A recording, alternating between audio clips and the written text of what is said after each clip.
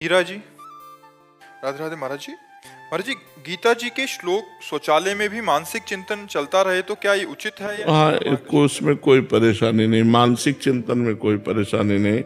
गीता जी के श्लोक का अर्थ चिंतन कर रहे हैं या गीता गायक भगवान का चिंतन कर रहे हैं। हाँ, हम गीता के श्लोक गायन ना करें, वाणी से उच्चारण ना करें। अंदर चल रहा है तो कोई बात नहीं है, भगवान का चिंतन चल रहा है, गीता का अर्थ चल रहा है, उसमें कोई परेशानी नहीं। श्लोक उच्चारण ना करें, श्लोक पवित्र होकर ही उच्चारण करें। दूसरे को उसका फल दे सकते हैं, किसी दूसरे को पढ़ के पाठ करके? दूसरा प्रश्न है कि हम अगर गीता पाठ करके किसी को उसका फल देना चाहते तो दे सकते हैं। हम संकल्प करें उसके भाव के लिए और उसको समर्पित कर दें तो चला जाए। जैसे हम अपनी कमाई रुपया किसी को भी दे सकते हैं, पर वो देना बहुत सोच समझ करके। हमें तो लगता है उत्तम बात है सब रूपों में विराजमान भगवान को समर्पित कर देना चाहिए और उसका मंगल मनाना चाहिए।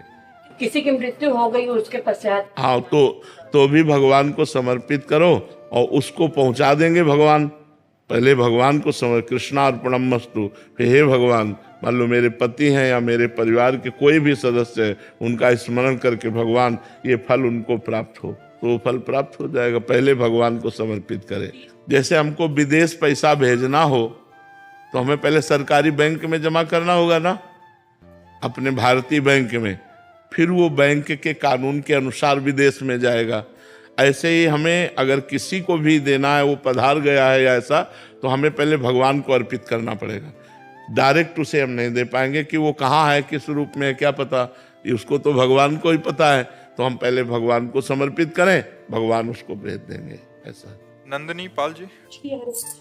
महाराज जी, मैं एक शिक्षिका हूँ जो विद्यालय में कई बार कुछ बच्चों को समझाने पर भी वे नहीं समझते, उद्दंडता करते हैं, तो मुझे उन पर शक्ति करने पड़ती है। गुरुदेव कई बार सत्संग में कहा है कि क्रोध से भजन छूट जाता है, तो महाराज जी मेरा इस क्रोध से भजन नहीं, क्रोध नहीं करना, क्रोध का नाटक करना है। किसका प्रश्न है आपका? क्रोध का नाटक करना है, क्रोध तो नहीं करना। बच्चों पर क्रोध करना उचित नहीं, क्योंकि क्रोध पूर्वक उनको शासन में लेना एक अलग हो जाता है। तो हमें लगता है क्रोध का नाटक करना पड़े तो गुरु को, शिक्षक को, माता पिता को करना चाहिए। क्योंकि अगर माता पिता, शिक्षक और गुरु अपने शिष्य, अपने विद्यार्थी, अपने पुत्र को दोषों से बचाना चाहता है तो उस समय उसको भय से ही बचाया जा सकता है। बिनु भय होए न प्रीति। प्यार से कहो तो नहीं मानेगा, और थोड़ा भय दिखा दो तो मान सकता है। तो हमें लगता है थोड़ा भय की आवश्यकता है, पर हम क्रोध ना करें। क्रोध करने से हमारा भी नुकसान हो जाएगा और बच्चे का भी नुकसान हो जाएगा। और क्रोध का नाटक करने से ना हमारा नुकसान होगा ना बच्चे का नुकसान होगा, क्योंकि हमें केवल उसे थोड़ा सा डरवाना है कि आप अगर ऐसा नहीं किए तो आप, जैसे नम्र शासन। चलो पूरे पाठक्रम तक, जब तक पाठ होता रहे तब तक चुपचाप खड़े रहो। अब सबके सामने वो खड़ा है तो बेइज्जती महसूस हो रही है। शासन भी हो रहा है और नम्र शासन। थोड़ा मतलब कभी कभी कोई जानवरपन दिखा देते हैं, ऐसा नहीं करना चाहिए, क्योंकि बच्चे सुकोमल शरीर के होते हैं। नम्र शासन तो हमें लगता है ठीक है। और आजकल के विद्यार्थी भी बहुत उद्दंड हैं, तो अगर बड़े बच्चे हो तो क्रोध मत करना क्रोध का नाटक भी मत करना, क्योंकि बड़े बच्चों में आजकल ज्यादा विनम्रता नहीं रह गई, सहनशीलता नहीं रह गई है। तो हमें लगता है अगर छोटे बच्चे हैं तो ज्यादा क्रोध करने की जरूरत नहीं, और बड़े बच्चे हैं तो बिल्कुल क्रोध करने की जरूरत नहीं है, क्योंकि वो फिर आप पर कहीं क्रोध न कर जाएं।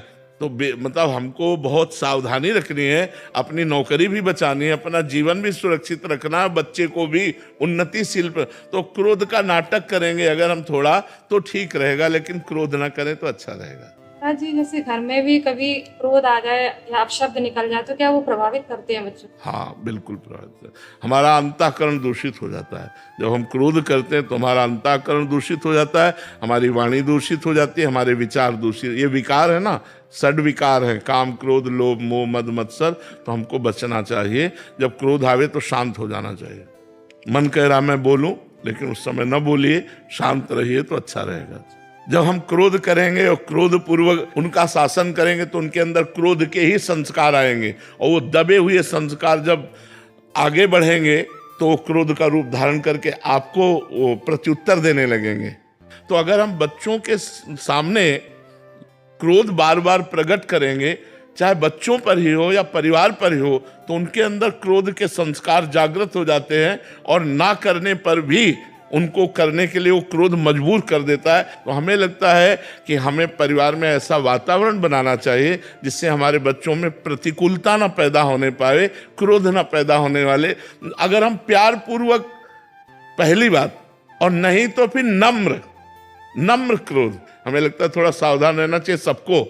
नहीं, वही बच्चे फिर सयाने होके जब याद करते हैं ना, तो फिर वही प्रतिकूलता देते हैं बूढ़े माता पिता को। इसलिए बहुत सावधान रहना चाहिए, बच्चों को अच्छे संस्कार देना चाहिए, प्यार देना चाहिए, ऐसा उनका स्वरूप ना बिगाड़ देना चाहिए कि वो घृणा की दृष्टि से हमारी तरफ देखें या क्रोध की दृष्टि से देखें।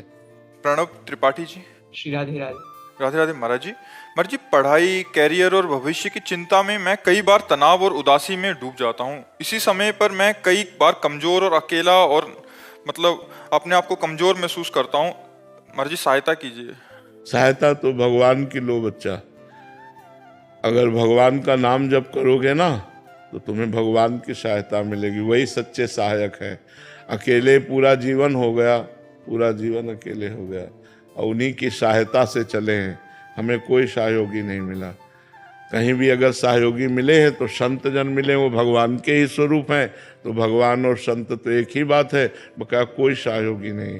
नाम जप करो, ब्रह्मचर्य से रहो, पवित्र भोजन पाओ, समय से जागो, समय से सोओ, समय से अपनी दिनचर्या करो। अभी आपके अंदर उत्साह आ जाएगा। व्यायाम करते हो? हाँ, अभी उत्साह आ जाएगा। व्यायाम करो, ब्रह्मचर्य से रहो, पवित्र भोजन करो, माता पिता के चरण छुओ और नाम जप करो, और चाहे 10 मिनट सही सत्संग सुनो। सत्संग जरूर सुनना चाहिए, उससे हमारी बुद्धि पवित्र होती है। तो हमें उत्साह मिल जाएगा, हमें बल मिल जाएगा। जहाँ हम हारते होते हैं वहाँ भगवान हमें बल प्रदान करते हैं, और भले हार जाएं फिर हमें आगे बढ़ने का उत्साह मिलता है। नहीं तो बहुत से बच्चे जैसे फेल हो जाते हैं, सुसाइड की सोच लेते हैं, बहुत कमज़ोर हो जाते हैं। ऐसा नहीं होना चाहिए। नाम जप करो सब लोग, फिर देखो आपको कितना आत्मबल मिलता है। जैसे हमें बड़ा कष्ट शरीर में रहता है, लेकिन भगवान के बल से देखो हम दिनचर्या करते हैं। मतलब कितनी समस्याएं, लेकिन हर समस्या से लड़ने की जो पावर वृत्ति है वो भगवान से आती है। इसलिए नाम जप करो। विशेष जी। राधा बोलो शेरवंश महाराज जी। महाराज जी, मेरा प्रश्न है कि आपकी कृपा से भजन बहुत अच्छा चल रहा है। जैसे आपसे सुना है, भजन के लिए भोजन शुद्ध होना चाहिए, बट आजकल खाद्य पदार्थ और प्राकृतिक संसाधन अशुद्ध होने लगे हैं। महाराज जी, ऐसे में साधक की दिनचर्या में इससे प्रभाव पड़ेगा? हाँ, उसमें भी हम शुद्धता निकालते हैं। उसमें भी हम शुद्धता निकालते हैं कि हम बाजार का बना नहीं पाते हैं, अपने घर का बना पाते हैं। बाजार की चीज पाने से फर्क पड़ जाता है। अगर हम वही माना कि अब उनका मूल स्वरूप तो अशुद्ध हो ही रहा है, लेकिन हम अपने घर में शुद्ध करके बना के पावें, वो अच्छा बाजार के चीज़ों से बचे। ये हमारे स्वास्थ्य के लिए ज़्यादा लाभदायक भी नहीं है, और हमारे भजन वृत्ति के लिए तो बिल्कुल नहीं लाभदायक है। ये रजोगुण पैदा कर देंगे, भजन में रुचि नहीं होने देंगे। और आजकल प्रायः ऐसा ही होता है कि हम जबान के स्वाद के लिए बाजार का, होटल का ज़्यादा पसंद करते हैं। इसलिए हमें लगता है वो हमारे सामने जो आता है वो बहुत स्वच्छ आता है, लेकिन पीछे जो बनाने वाले हैं उनके भाव कैसे हैं, उनकी पवित्रता कैसी है, कब की दाल है, फ्राई करके तो अभी दिया है, तो गरम गरम तो आपको अच्छा लगेगा, लेकिन वो शरीर के लिए भी लाभदायक नहीं रहेगा और भाव के लिए भी लाभदायक नहीं रहेगा। अगर हम पवित्र अन्न पाएं, जो पवित्र अन्न जिस कोटि का मिल रहा है, लेकिन अपनी रसोई में बना के ठाकुर को भोग लगा पाएं, ज़्यादा अच्छा रहेगा। प्रवीण कुमार शर्मा जी, राजस्थान से। श्री हरिवंश महाराज जी। महाराज जी, परिवार में पूज्य भाई जी और पूज्य स्वामी रामसुखदास जी महाराज जी की वाणी जी सुनी और वाणी जी का अनुसरण करते आ रहे हैं। परिवार में एक भागवतिक वातावरण है, जिससे ये दास भी प्रभु के चरणों में समर्पित और हरिनाम का प्रयास कर रहा है। महाराज जी, मानव देह प्राप्त हुआ, हरिनाम लेने का अवसर भी प्राप्त हुआ। महाराज जी, अभी क्या हो गया है कि 2 भाग से हो गए हैं मन के। एक भाग तो भगवत नाम और सुनना चाहता है और लेना चाहता है, दूसरा भाग दैत्य राक्षस जैसा है जो विषय वस्तुओं को सामने लाकर खड़ा करता है। तो ऐसे में महाराज जी, द्वंद्वात्मक स्थिति यहाँ। भजन के बल से उस आसुरी भाव का नाश कर दो। बहुत अच्छे बच्चे हो जो अपने मन को देख पा रहे हो। इसमें दोनों भाव है, सुमति और कुमति। बुद्धि में सुमति और कुमति है, तो सुमति को हम बढ़ावें और कुमति को नष्ट कर दें, दैवी संपदा को बढ़ावें, आसुरी संपदा को नष्ट कर दें। तो जो हमारे अंदर आसुरी भाव है इसे नष्ट करना पड़ेगा और ये भजन के प्रभाव से नष्ट होगा। जितना आप भजन करोगे उतने आसुरी भाव नष्ट हो जाएगा। नहीं, इसका आकर्षण भोगों के प्रति होता है और बहुत गंदा होता है और ये इतना मलिन होता है कि फिर अगर ये बना रहा संस्कार अंदर, वासना, तो कहो 50 वर्ष तक दबी रहे, 50 वर्ष तक, और इसके बाद अवसर आया तो मतलब बड़ा आश्चर्य होता है।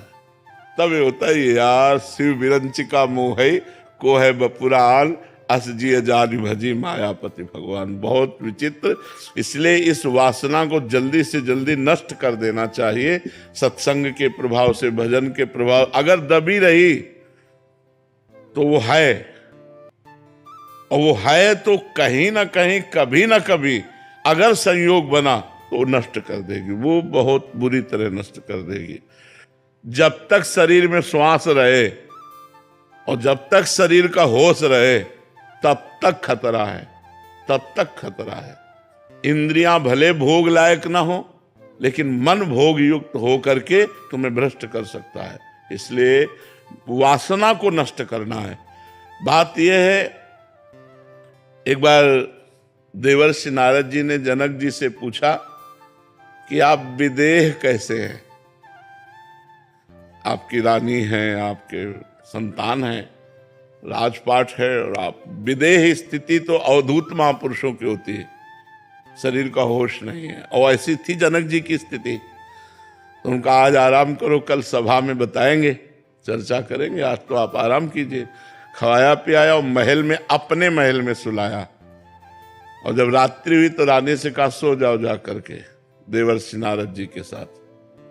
तो आज्ञा का पालन हुआ, तो गए। जब उन्होंने देखा कोई स्त्री आके सो, तो वो खसके दीवाल की तरफ, और तो और खसके। जब दीवाल मिली तो दीवाल की तरफ करवट करके वो कुछ बोले नहीं। थोड़ी देर में उठी चली गई हूँ।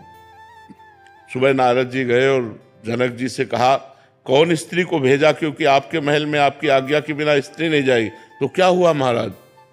बोले मैं देखा कि स्त्री है तो खसक गए। फिर क्या हुआ? वो भी खसकी हमारी तरफ। फिर क्या हुआ? बोले दीवाल मिल गई तो दीवाल की तरफ मुंह करके लेट गए। बोले फिर मुझे शांति मिली। तो बोले स्त्री को दीवाल क्यों नहीं समझ लिया? दीवाल को दीवाल समझ लिया और स्त्री को स्त्री समझ लिया। यही गलती है। और मेरे में दीवाल और स्त्री में कोई फर्क नहीं है। विदेहराज जनक जी, सुखदेव जी के गुरु जी। तो स्थिति जो है वो हमें लगता है अगर जवानी में आ जाए तो बहुत बढ़िया बात है। अगर वो स्थिति ना आई और वासना बनी रही तो किसी भी अवस्था में वासना गिरा सकती है। तो वासना का नाश किए बिना उपासना परिपक्व नहीं होती। तो हमको ज्ञान के द्वारा, या फिर जैसे हम गृहस्थ में हैं तो हम ब्याह करें, संसार में जाएं नाम जप करते हुए, और उसको ज्ञान के द्वारा देखें कि आखिरकार इसमें जो आकर्षण है क्या सुख है। और जब आपको पता चला कोई सुख नहीं, तो गृहस्थ में रहते हुए भजन करके पापाचरण न करते हुए भगवान को प्राप्त हो गए। तो इसीलिए दो मार्ग बने। एक मार्ग में ज्ञान हुआ कि ये सब नाशवान संसार मुझे नहीं चाहिए, तो चलो विरक्त मार्ग। और एक में आकर्षण है, मिठास लग रहा संसार में, तो चलो गृहस्थ मार्ग। लेकिन दोनों को भगवत प्राप्ति के लिए ही मनुष्य शरीर मिला है। यद्यपि भोग से शांति प्राप्त नहीं होती, पर वो भगत है, वो विवेकवान है, तो वो वैराग्य धारण करके आगे निकल जाएगा। जो गृहस्थी के भोगों को देखा फिर घृणा हो गई कि यार हम तो जो समझते थे वो है ही नहीं यहाँ, तो वो भजन में और लगा और निकल गया। और जो ज्ञान के द्वारा वैराग्य धारण करके एकांत सेवन करते हुए विरक्त भाव से भजन करके निकल गया, वो निकल गया। पर निकलना है पूरे जीवन सावधान रहना है। अगर पूरे जीवन में कहीं कोई अपने को सिद्ध मानकर, तो शिव विरंचिका मोह है। औरों की तो बात जाने दो। इसलिए हर समय सनकादि ऋषि हरिशरणम रटते रहते हैं। तो वासना को अवसर न दिया जाए, वासना को धीरे धीरे नष्ट कर दिया जाए भजन बल से, तो ही बात बनेगी। मन से बचना है, संसार से थोड़ी बचना है। संसार तो ये शरीर ही संसार है।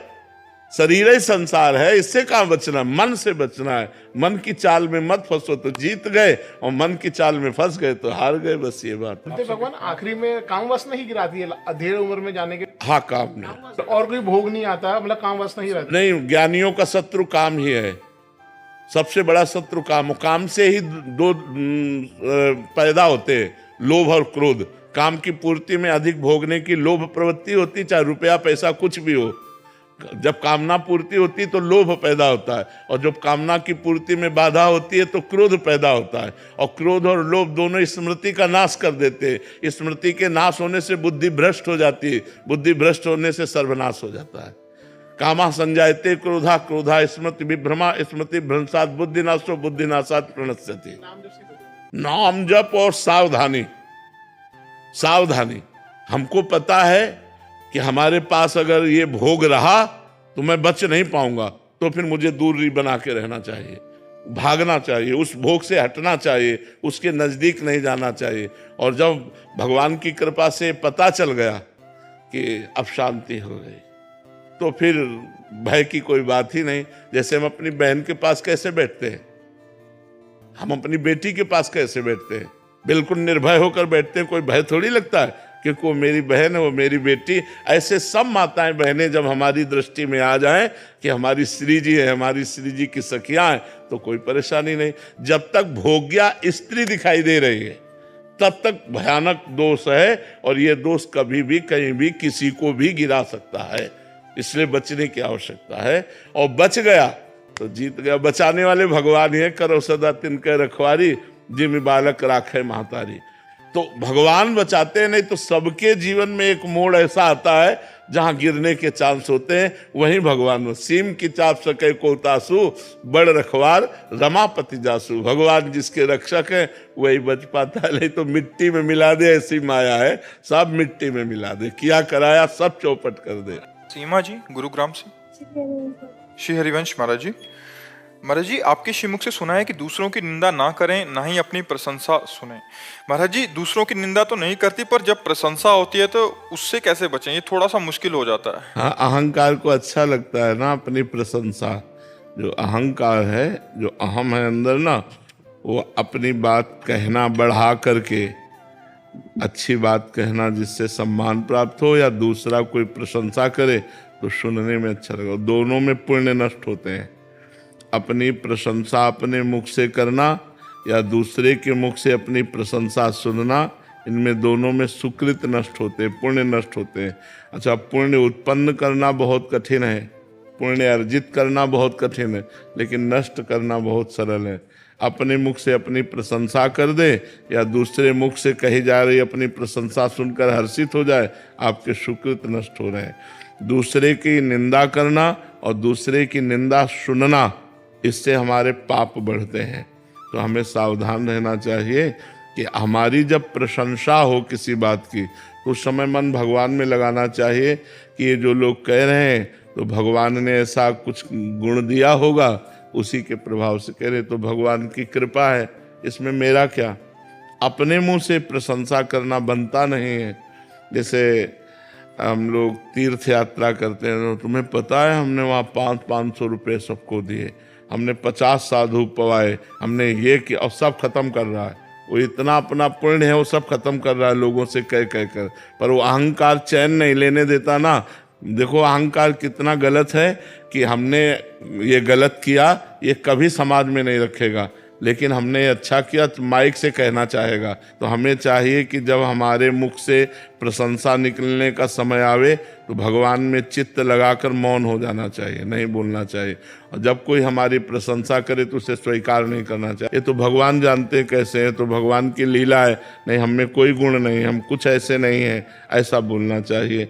तृणादपि सुनी चेन तरोरियु सहिष्णुना अमानिना मान देन कीर्तनीया सदा हरि। अपने को तृण से नीच समझे, वृक्ष के समान सहनशील हो, दूसरों को सम्मान दे, स्वयं सम्मान ना ले, ऐसे भगवान का भजन किया जाए तो मंगल हो जाता है। इसलिए अपनी प्रशंसा अपने मुख से करना या अपनी प्रशंसा दूसरे के मुख से सुनना, ये दोनों हानिकारक हैं, इसे स्वीकार नहीं करना चाहिए।